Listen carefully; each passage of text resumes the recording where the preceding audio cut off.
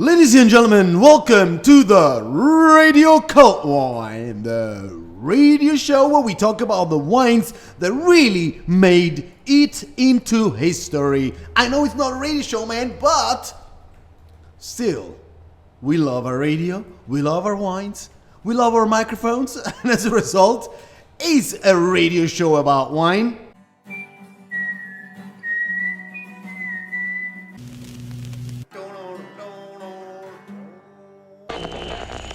Radio Cult Wine Show.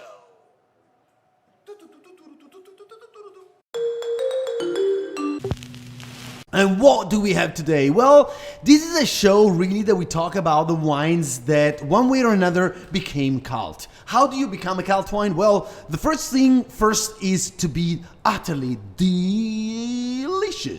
The second thing is the fact that the wine gets in the market for a premium, or in other words, the market recognizes to that specific label a premium. So they're happy to pay something more for it because very often there is less bottles around in the market. Number three, well, these wines somehow played a role into the history of winemaking. And today we really have a super duper looper culty wine, and it is... Do you see what I'm talking about? Now, if you know things about wine, you know that this is Masseto. This is one of the world top-notch Merlot. Masseto, Massi means stones in English. Masseto means like a vineyard with lots of stones. And what kind of stones are we gonna have there? We'll see it in a second. First of all, let's take another look at the label. Masseto, 2017, Toscana IGT. So this is a super Tuscan wine, 100% Merlot.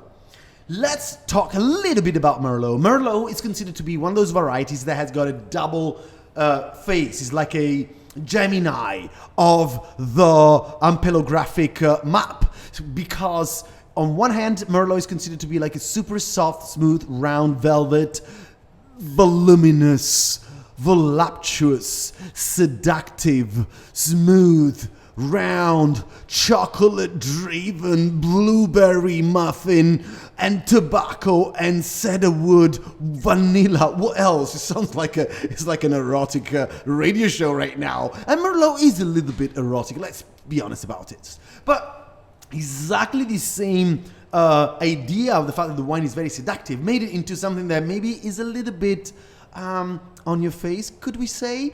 And so for a lot of people, there was a moment where in the early 2000s, Merlot was a sign of too easy.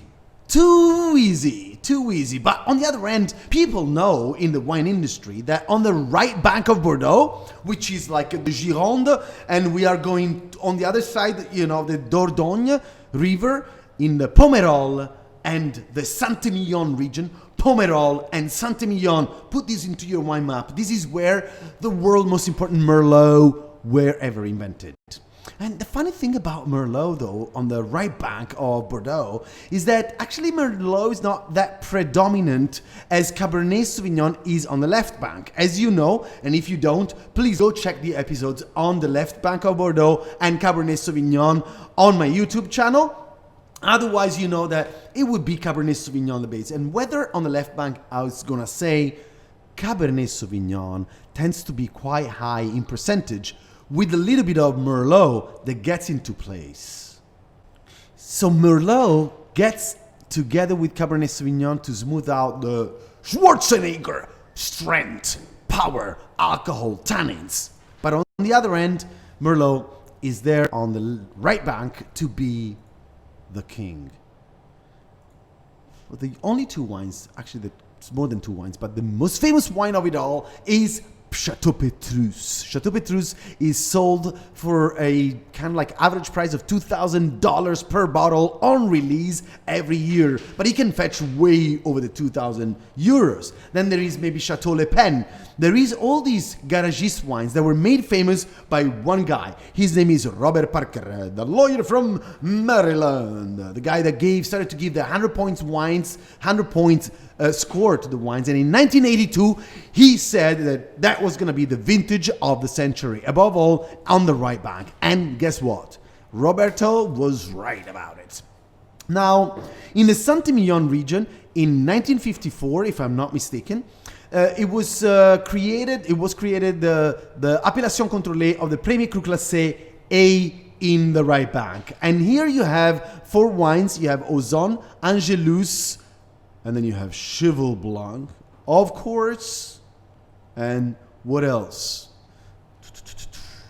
You know, I wasn't remembering it, but now I do. And I didn't check my notes. You see my eyes? I'm there with you. It's Chateau Pavie. Now, these wines are some of the world's most famous Merlot, and yet Merlot is not there 100%. There is always, who else? Cabernet Franc. I promise you, we're going to have an episode on Cabernet Franc. Check out the Cabernet Franc episode of Le Macchiole Paleo, and you'll learn more about it. Now, from Bordeaux, why am I taking you to Tuscany? Because in 1981, Marchese Lodovico Antinori started off a new venture where Sassicaia was born, in Bolgheri. But he put together this place called Tenuta dell'Ornellaia. It feels like you are in heaven. There is like the beautiful lavender flowers, wonderful olive groves, and then the vines that from the sea on the flatland go all the way up to the beautiful hills. Roughly, with Masseto Vineyard, we are 120 meters above the sea level. Now, you might be asking, do you have to be that specific, 100, 120? Yes, man, I got to. Because when we talk about the finest terroirs in the planet, 20 meters are, I was going to say a bad word, are paramount.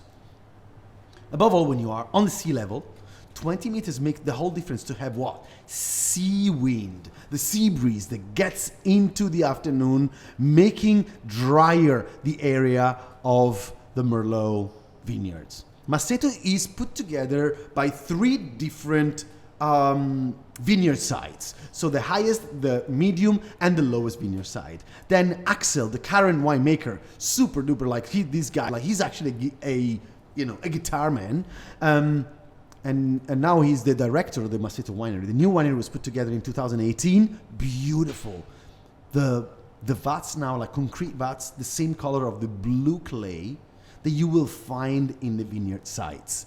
Masseto owns his origin. The origins of Masseto are all related and linked and interposed. Do you say that? No, you don't say that. They are totally linked with the sea. Without the ocean, there wouldn't be Masseto.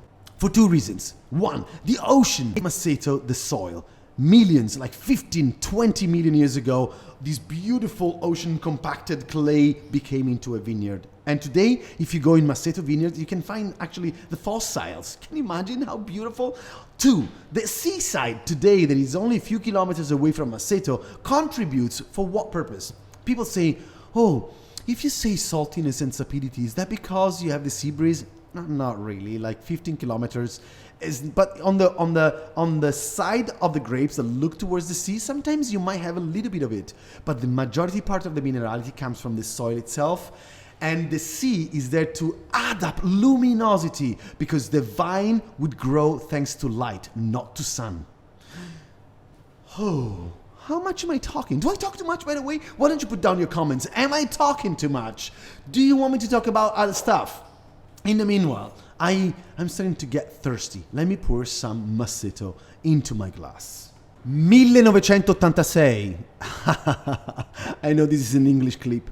1986 is the unofficial first vintage of Masseto.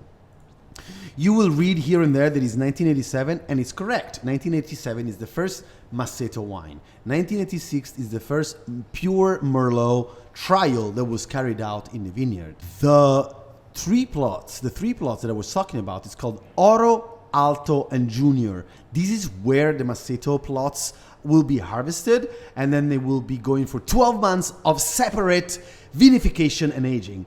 And at that point, Axel and the team, of course, with also Eleonora, the current, head winemaker in the winery, they will decide what's going to go with, and then there's going to be another 12 months of French oak barrel to make sure the Masseto gets to the final blend. 2017 has been a super hot vintage in Bulgari. So for most people, you would hear this. Oh, it was a bad vintage. Oh, I didn't hear too many good comments about the 2017 vintage. 16 and 15 were awesome. Were they? They were bloody amazing. And 17 was hot. Yes, it was. But in the clay hills of Masseto, heat doesn't really get there. Well, it does. The vineyards were suffering, but under the clay, there is lots of water and the vine can survive. And it did survive. And what I'm mostly impressed with is the acidity of this wine that I just tried it a minute ago. And I'm gonna do it again here with you right now. So, you know the idea of the Mind Palace? We could call it the Wine Palace, because when you just sniff your wine, for the first few seconds, stay with it. Forget about the rest of the world. Forget about what people say. Forget about what your mind is telling you. Just focus on your sense of smell. And what it's gonna say. It's saying dark chocolate. Is right now there is prunes, blueberries. There is a menthol and a little bit of a tea. But not like, how should I say this? Something that is like a bell pepper, but also with an brush, like something that is more in the forest region. What else? Soy sauce. I'm gonna get back in there. Tobacco. Chocolate is massive.